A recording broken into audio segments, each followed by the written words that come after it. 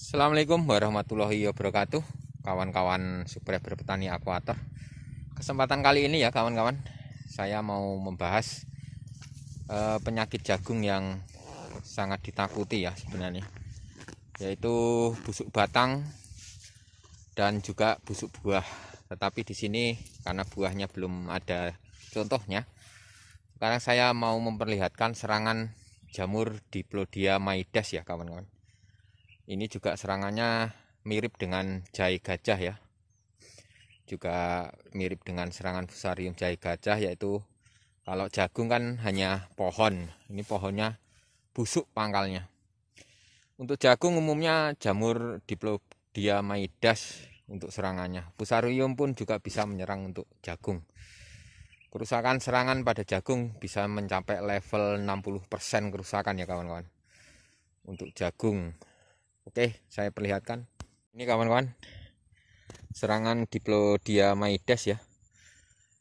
Ini jagung mengalami busuk pada batangnya. Nah, langsung copot. Langsung mengalami pembusukan. Lonyot ya, kawan-kawan petani semuanya.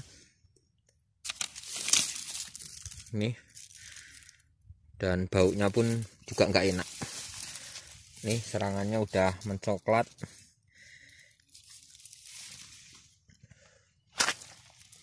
Untuk jagung sendiri serangan ini sering pada umumnya ya terjadi pada masa generatif, yaitu pada serangan berbunga atau menjelang berbunga kawan-kawan. Untuk jagung ini udah menjelang berbunga.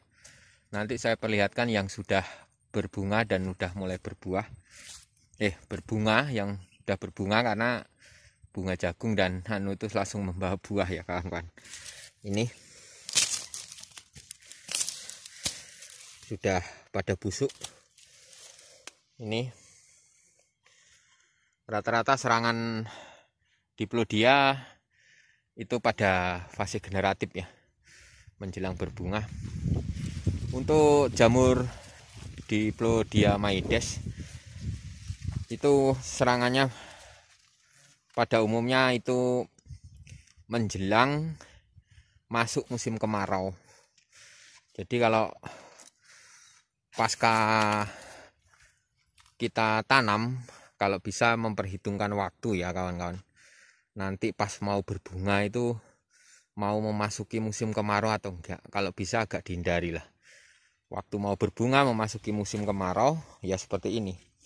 Di sini ini udah mau musim kemarau, hujan ada, terus panas bentar, terus redup, terus setelah itu nanti akan panas berhari-hari.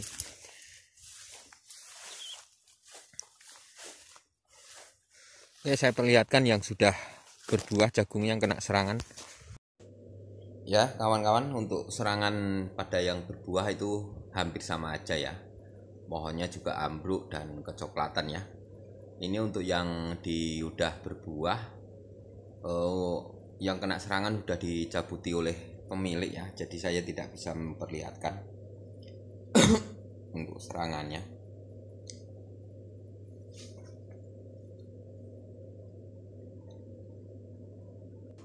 Penyakit busuk batang pada jagung itu disebabkan cendawan atau patogen yang memproduksi Conidia ya. Conidia ini kemudian akan menyebar oleh hembusan angin, air ataupun hujan ya kawan-kawan. Bisa juga melalui serangga. Jadi pada saat lahan tidak ada tanaman, cendawan ini bisa bertahan pada sisa-sisa tanaman yang terinfeksi ya kawan-kawan. Jadi dalam fase hifa atau pycnidia dan perithisia yang berisi spora, jika kondisi lingkungan mendukung, maka spora ini akan keluar kawan-kawan dari pycnidia atau perithisia. Spora yang nempel pada permukaan tanaman jagung akan tumbuh dan menginfeksi tanaman melalui akar ataupun pangkal batang jagung. Jadi proses infeksi awal dapat melalui luka atau membentuk sejenis aspesoria ya kawan-kawan, yang mampu menembus ke jaringan tanaman yang diserangnya. Jamur ini juga dapat menginfeksi tongkol jagung dan biji jagung ya kawan-kawan. Apabila terinfeksi, tanaman yang kita tanam kembali itu juga akan terserang busuk batang tersebut ya kawan-kawan. Buah yang terinfeksi dari cendawan ini atau dipodia ini itu akan mengalami pembusukan ya, berwarna coklat biasanya sering kita temui, coklat berair dan baunya tidak enak kawan-kawan. Karena di sini tidak ada contohnya, jadi saya tidak bisa memberikan contohnya, tetapi itu gambaran serangannya seperti itu.